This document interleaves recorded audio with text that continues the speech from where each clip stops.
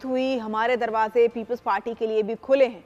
वजारतें नहीं चाहिए, जमहूरियत को मजबूत करना चाहते हैं। एमक्यूएम रहनुमा फारूक सत्तार की बोल के प्रोग्राम ऐसे नहीं चलेगा में गुफ्तगू कहा।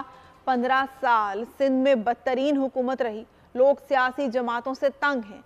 मुआशी इस्तेहकाम मुल्क के लिए इंतहाई जरूरी है। हमने ये थोड़ी तय किया कि हमें नून लीग के साथ या पीपल्स पार्टी के साथ, हमारे दरवाजे तो पीपल्स पार्टी के साथ भी खुले हैं। नहीं, वजारतें नहीं लेनी, हुकूमत में नहीं जाना।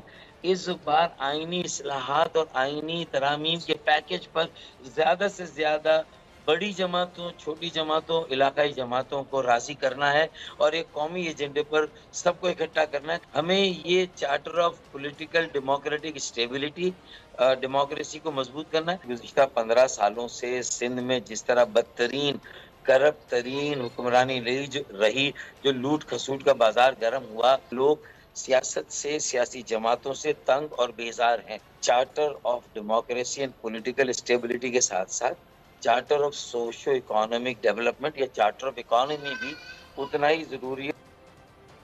एहतसाब अदालत इस्लामाबाद में आज अहम केस